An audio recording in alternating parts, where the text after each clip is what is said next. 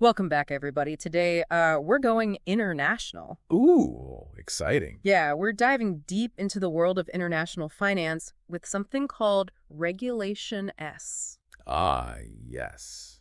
Regulation S. It may not sound like the most thrilling topic. It's a bit of a mouthful. It is, but trust me, this is a regulation that has a huge impact on how companies all over the world raise money. It really does. It's kind of like a passport for companies. A passport. Yeah. It lets them tap into those global markets without jumping through all the hoops here in the U.S. Okay, so for our listeners who maybe aren't familiar with the ins and outs of international finance, Sure. let's start with the basics. Yeah. We've all heard of stocks and bonds, right? Of course. Those are types of securities. Right. Investments. Investments, yeah. And in the U.S., before a company can sell these securities to the public, they usually have to register with the SEC, The big SEC. the Securities and Exchange Commission. Right. Now, the SEC's main job is to protect investors. That's And so by requiring companies to register their securities, the SEC is forcing them to disclose a ton of information. transparency. Yeah, about their business, their financials. All of it. So investors can actually make informed decisions. It's all about making sure everybody's got the information they need Exactly. before they jump in. But what happens if a company wants to raise money from investors outside the U.S.?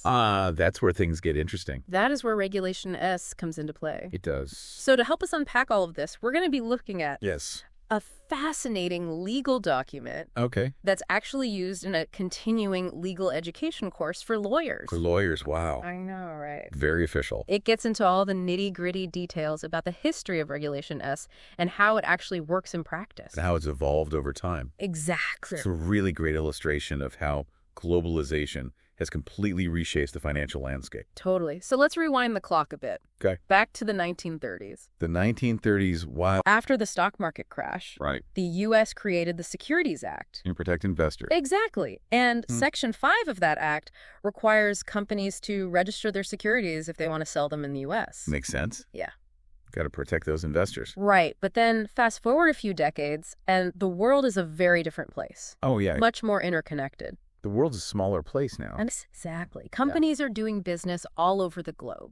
Everywhere. Investors are looking for opportunities beyond their own borders. Absolutely. So the SEC realized that strictly enforcing Section 5 for every international transaction could actually backfire. Yeah, it could stifle global markets. And even hurt U.S. companies. Like the ones who wanted to raise capital overseas. Exactly. So in 1964, Okay. they issued Release 4708. Release 4708. Yeah, and this basically said, hey, if a securities offering is happening entirely outside the U.S. Okay. and those securities are staying overseas, we're not going to require registration. Makes sense to me. Right. The idea was to focus on protecting American investors Yeah. by preventing unregistered securities from just flooding back into the U.S. market. Right. We don't want them harming unsuspecting folks here. Exactly. But it wasn't quite as simple as just, Drawing a line. yeah, drawing a line in the sand. Right. As international investing really exploded in the 1980s, It really did. the SEC realized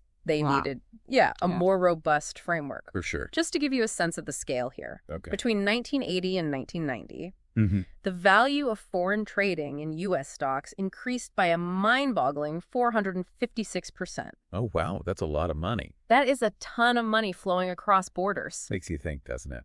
It does, and it highlighted the need for a much more sophisticated set of rules to govern these international transactions. Right. And that is why in 1990, Regulation S was born. Ta-da. So Regulation S is all about creating a clear path Yeah. for companies to raise money from investors outside the U.S. Uh-huh. while still safeguarding the U.S. market. Right. It's a balancing act. It is. Trying to make sure everybody's protected. Exactly. And the core idea here is that these offshore transactions, It's offshore transactions. offerings and sales that happen entirely outside the U.S., Okay. shouldn't be subject to the same level of scrutiny Right. as offerings that are targeting U.S. investors. Makes sense. Okay, so I'm starting to see the logic here. Yeah. But how does Regulation S actually define an offshore transaction? So there are two main requirements. Okay, hit me with them. First, the entire transaction has to happen outside the U.S. No American soil involved. Okay. And second, there can't be any directed selling efforts aimed at U.S. residents. So that means... No advertising campaigns, no marketing specifically targeting Americans. Got it. You can't try to sneakily market these securities to Americans under the guise of an international offering. Exactly. It's got to be the real deal. Makes sense. It's all about ensuring that these offerings are genuinely targeting foreign investors. Right. And not just disguised attempts to reach U.S. residents. Got it. But even with these ground rules in place, the SEC realized they needed different levels of protection. Okay. Depending on the type of offering and the potential risk of those securities Right. flowing back into the U.S. market. Yeah, that's where it gets a little more complicated. It does, and that's where those safe harbors come in, right? Safe harbors, exactly. It's like different levels of security at the airport. I like that analogy. With more checks and balances for those arriving from certain destinations. Exactly. Regulation S establishes 3 categories of these issuer safe harbors. 3 categories. Each with its own set of rules. Okay. Depending on the perceived risk. So these safe harbors offer companies different levels of comfort. Yes. That their international offering won't get them into trouble with the SEC. Right, they can breathe a little easier. Okay. I am intrigued. Let's break down these categories for our listeners. Yes, let's do it. In part 2, because it sounds like things are about to get really interesting. Oh, they are. All right, so we're back and ready to unlock those safe harbor categories. It's like we're navigating a maze of global finance. Exactly. Each category is designed for a specific type of offering and the level of risk that those securities might end up, back in the U.S. market. Right. So category 1. Okay. This is the simplest one. The simplest one? Think of it as the VIP lane. VIP. For companies with the lowest risk of running afoul of those U.S. securities laws. So if a company is clearly operating outside the U.S., and they're not even trying to attract U.S. investors, they get the express lane. Pretty much what would be an example of that? Yeah, give me an example. Okay, so let's say you've got a company in Brazil. Okay. And they're issuing stock to a group of investors in Europe. Okay. As long as that entire transaction happens outside the U.S. Got it. And there's absolutely no marketing to U.S. residents. Okay. They're good to go. So no extra paperwork? Nope. No special waiting periods? None. It's straightforward. It sounds almost too good to be true. Well, the SEC isn't being lenient here. Okay. They're being strategic. Strategic? How so? If the risk of those securities flowing back into the U.S. is super low, why burden those companies with a bunch of extra rules? Yeah. Right? Makes sense. Yeah, it's finding that sweet spot between protecting U.S. investors and allowing companies to access global capital. It's all about balance. It is. Okay, so category 1's super straightforward. Yes. But what about situations where there's a bit more potential for those securities to find their way back to the U.S.? And that's where category 2 comes in. Category 2, exactly. Yeah. And our legal document actually mentions a few specific scenarios that would fall under this category. Okay, like what? So, for example, let's say a U.S. company wants to issue bonds, but they only want to sell them to investors overseas. Okay. Or maybe there's a foreign company that already has stock trading on a U.S. exchange. But they want to do another offering. Okay. But they only want to target investors outside the U.S. So these are kind of that gray area. A little bit, yeah. Where the SEC is like, okay, we need to add a few more. A few extra layers of protection here. So they're not trying to shut down these offerings entirely. No. But they want to make sure there's some safeguards in place. Exactly, some guardrails. Okay, so what do those safeguards look like? So Category 2 offerings have to comply with something called offering restrictions. Offering restrictions? Yes. Basically, everyone involved in selling those securities has to agree in writing that they won't sell any of those securities to U.S. persons for a certain period of time. So it's like a cooling off period. Exactly. A cooling off period to make sure those securities stay offshore for a while. Like you can sell these securities internationally. Yeah. But you can't just immediately turn around and dump them back into the U.S. market. That's a great way to put it. The goal is to give those securities time to settle into that foreign market. Right. And reduce the risk of them, disrupting the U.S. market. It's about maintaining stability. Okay, so Category 1, pretty straightforward. Yep. Category 2, we're adding a few more restrictions. A few more safeguards. But then our legal document also mentions this Category 3. Ah, yes, Category 3. The highest level of scrutiny. The big one. What makes these offerings so risky in the eyes of the SEC? So Category 3 is reserved for offerings where the SEC sees the highest risk of those securities making an unauthorized return to the U.S. Okay. So we're talking about offerings from companies that aren't already subject to the SEC's reporting requirement. Okay, so they're not already on the SEC's radar. Exactly. Like, for example, a U.S. company that's not publicly traded and wants to sell stock to foreign investors. Okay. Because these companies aren't already providing a lot of information to the SEC. Right. There's a greater concern that those unregistered securities could be used to manipulate the U.S. market if they were to flow back in. So it's like bringing uninspected goods across the border. Ooh, I like that. You don't know what you're dealing with, Right. and it could pose a risk to the entire system. Exactly. And to mitigate that risk, Category 3 comes with the most stringent requirements. Okay, so on top of those offering restrictions, Yes. we discussed for Category 2, there are a few additional safeguards in place. Depending on whether it's a debt offering or an equity offering. Okay, hit me with those. All right, so let's start with debt offerings. Debt offerings, okay. In addition to those restrictions on selling to U.S. persons for a certain period, Right. the securities actually have to be issued as temporary global certificates Temporary. that can't be exchanged for the actual securities Right. until that restricted period ends. So it's like putting a temporary hold Exactly. A hold on those securities. to make sure they stay offshore Right. and can't be traded on U.S. exchanges prematurely. We're going to make sure everything's in order. Okay, that makes sense. So you can't just issue a bond overseas and immediately have it show up on the New York Stock Exchange. Got to wait it out. You got to wait it out. Okay, but equity offerings, those are the ones that really raise red flags, right? Yeah, those are the ones where the SEC is extra careful. Why is that? Because with equity offerings, you're essentially giving someone a piece of ownership in the company. Right. And the SEC is very cautious about letting those unregistered ownership stakes float around without proper oversight. Makes sense. So for equity offerings that fall under Category 3, Mm-hmm. there's an even longer waiting period, a full year, A full year. before those securities can be resold to U.S. persons. Okay. And even then. Even then, they can only be resold if they qualify for another exemption or if they're registered with the SEC. So it's not a free-for-all once that waiting period is over. No, not at all. It's like getting a special visa to enter a country. Okay, I like that. Even after you're allowed in, you still have to follow the rules You got to play by the rules. and maybe even get permission to stay permanently. So these Category 3 equity securities are basically in a U.S. free zone for an entire year. Exactly, a year-long vacation. And are there any other safeguards in place? Oh, yes. So buyers have to certify that they're not U.S. persons. Okay. And if it's a U.S. company issuing the securities, Mm-hmm. they have to put a warning label right on the securities. A warming label. It's called a legend, Okay. and it makes it clear that they're restricted Mm. and can't be traded freely in the U.S. So it's all about transparency. Just Absolutely. making sure everyone involved knows the rules of the game. Everyone's on the same page. Okay, so we've talked a lot about the rules for companies issuing these securities. Yes. But what happens when someone who bought these Regulation S securities wants to sell them? Ah, that's a great question. And that's where those resale safe harbors come in. Resale safe harbors. It's a whole other layer of this regulatory onion. Okay, so these safe harbors are basically a set of rules Yes. for anyone who buys a Regulation S security and then wants to sell it later on. Right, people who weren't involved in the original offering. Okay, so not the original players. Exactly. It's like a chain of custody. You've got those initial purchasers who bought the securities directly from the issuer or the distributor. Right. But then those purchasers might decide to sell those securities to someone else and so on. Okay.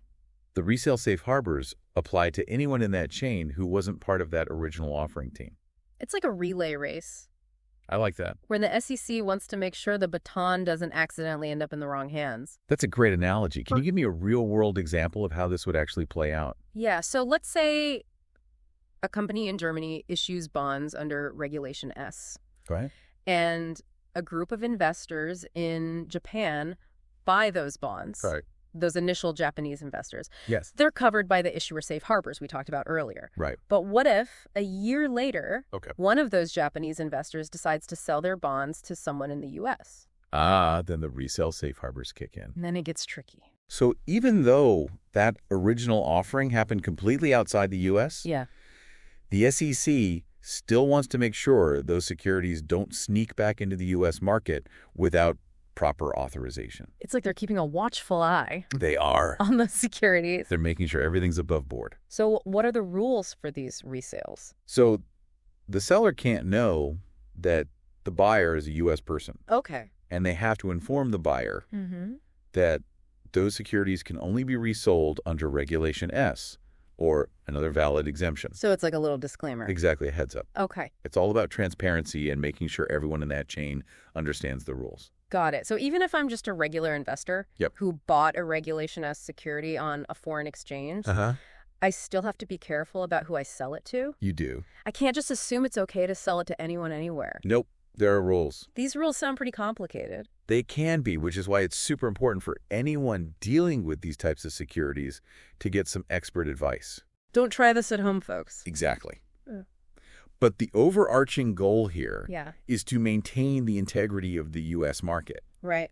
And make sure that unregistered securities aren't flowing in through the back door. It's like a passport control system. I like that. For security. For securities, yeah. Okay, that makes sense. But our legal document also hints at the fact that even with all these safeguards in place, there are still people who try to game the system. Oh, yeah. There are always people trying to find those loopholes. Always. The document actually uses the term regulatory abuses. Regulatory abuses of Regulation S. Of Regulation S. Yep.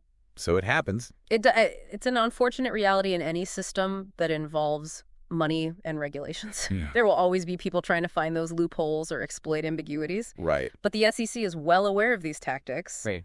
And they're constantly working to stay one step ahead. It's like a constant game of cat and mouse. It really is. So what are some of the tricks that people try to pull? Yeah, give us some examples.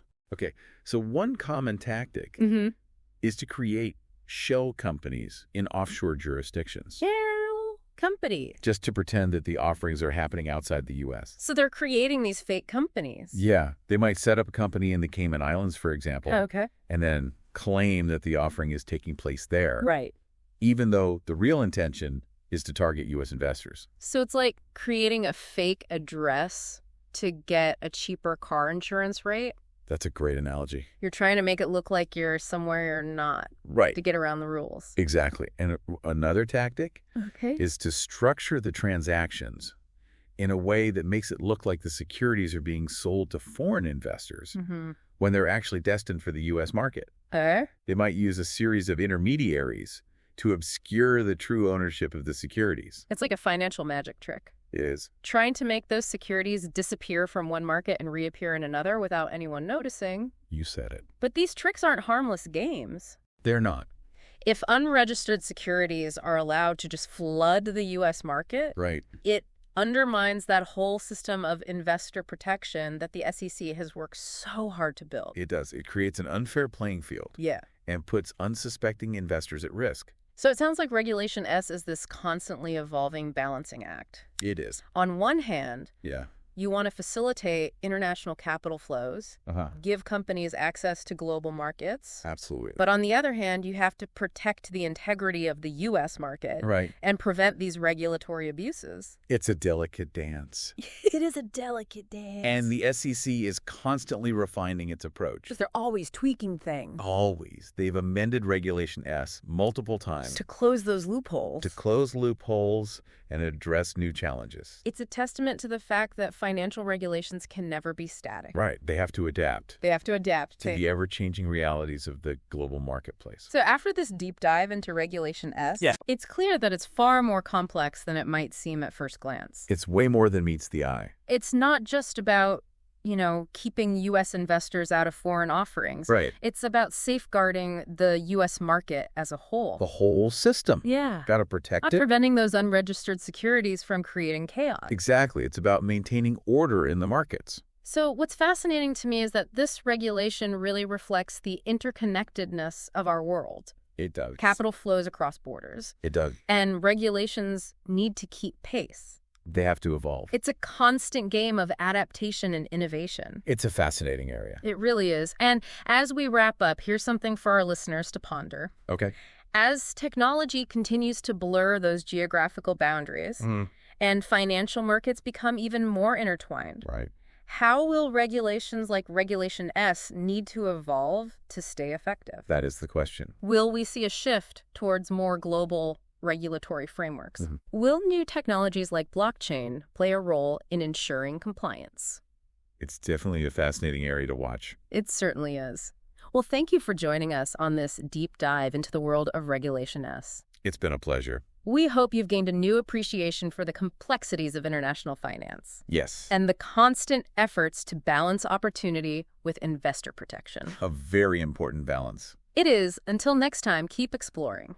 All right, so we're back. We are back for the final part of our deep dive into Regulation S. Lot to cover. We have covered a lot of ground. We have? From the history of this regulation to those different safe harbor categories that companies have to navigate when they're issuing securities internationally. It's a lot to keep track of. It is. But now it's time to talk about what happens when those securities start changing hands. Okay.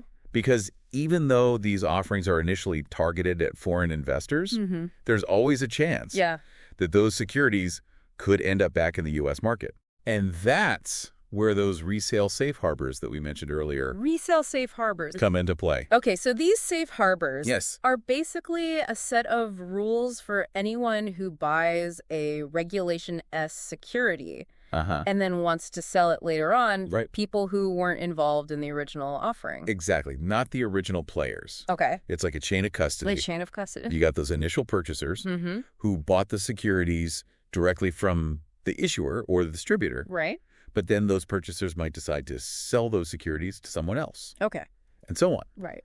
The resale safe harbors apply to anyone in that chain who wasn't part of that original offering team. Okay, so it's like a relay race? Ooh, I like that. Where the SEC wants to make sure the baton doesn't accidentally end up in the wrong hands. That's a good way to put it. Okay, can you give me a real-world example Sure. of how this would actually play out? All right, so let's say a company in Germany issues bonds under Regulation S, and a group of investors in Japan buy those bonds. Right. Those initial Japanese investors are covered by the issuer safe harbors we talked about earlier. Right. But what if a year later, one of those Japanese investors decides to sell their bonds to someone in the U.S.? Okay, then what? Then the resale safe harbors kick in. Ah, okay. So even though that original offering happened entirely outside the U.S., the SEC still wants to make sure those securities don't sneak back into the U.S. market. Got it. Without proper authorization. Exactly. They're keeping a watchful eye on those securities. So what are the rules for these resales? So the seller can't know that the buyer is a U.S. person. Okay. And they have to inform the buyer that those securities can only be resold under Regulation S. Okay. Or another valid exemption. So it's like a little disclaimer. It is a disclaimer, heads up. Okay, so even if I'm just a regular investor who bought a Regulation S security on a foreign exchange, I still have to be careful about who I sell it to. You can't just assume it's okay to sell it to anyone, anywhere. Got it. Because there are rules. There are rules. These rules sound pretty complicated. They can be. Which is why it's so important for anyone dealing with these types of securities to get some expert advice. Don't try this at home. Exactly. Leave it to the professionals. But the overarching goal here is to maintain the integrity of the U.S. market and make sure that those unregistered securities aren't flowing in through the back door. It's like a passport control. It is. That's for security. A passport control for securities. I like that. But our legal document also hints that even with all of these safeguards in place, there are still people who try to game the system. Oh, yeah. There are always people trying to find those loopholes. Always. The document actually uses the term regulatory abuses. Regulatory abuses of Regulation S. So it happens. It does. It's an unfortunate reality. Yeah. In any system that involves money and regulations, there will always be people trying to find those loopholes or exploit ambiguities. So what are some of the tricks that people try to pull? Okay, so one common tactic is to create shell companies in offshore jurisdictions. Shell companies. Just to pretend that the offerings are happening outside the U.S. So they're creating these fake companies? Yeah, they might set up a company in the Cayman Islands, for example. Okay. And then claim that the offering is taking place there, even though the real intention is to target U.S. investors. So it's like creating a fake address. Oh, yeah. I like that. To get a cheaper car insurance rate. It is. You're trying to make it look like you're somewhere you're not. To get around the rules. Exactly. And another tactic is to structure the transactions in a way that makes it look like the securities are being sold to foreign investors when they're actually destined for the U.S. market. Okay, so they're kind of masking the true ownership. Exactly. They might use a series of intermediaries to obscure the true ownership of the securities. It's like a financial magic trick. It is a magic trick, trying to make those securities disappear from one market and reappear in another without anyone noticing. But these tricks aren't harmless games. They're not. They can have real consequences. Right. If unregistered securities are allowed to flood the U.S. market, it undermines that whole system of investor protection that the SEC has worked so hard to build. Exactly. It creates an unfair playing field, and it puts unsuspecting investors at risk. So Regulation S sounds like it's this constantly evolving balancing act. It is a balancing act, for sure. On one hand, you want to facilitate international capital flows. You do. Give companies access to global markets. Absolutely. But on the other hand, you have to protect the integrity of the U.S. market. That's right. Got to keep things fair and transparent. And prevent these regulatory abuses. We don't want any funny business. It's a delicate dance. It is a delicate dance. And the SEC is constantly refining its approach. They're always adapting to new challenges. They've amended Regulation S multiple times over the years. They have. They're constantly tweaking things. To close those loopholes. Yep. Got to stay one step ahead. And address those new challenges. It's a testament to the fact that financial regulations can never be static.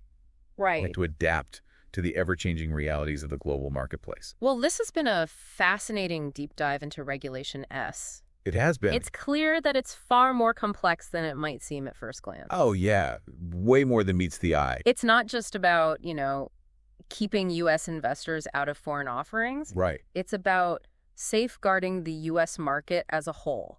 The entire system. And preventing those unregistered securities from creating chaos. It's about maintaining order and protecting investors. Absolutely. And what's fascinating to me is that this regulation really reflects the interconnectedness of our world. It does. Capital flows across borders, and regulations need to keep pace. They have to evolve and adapt. It's a constant game of adaptation and innovation. A global dance.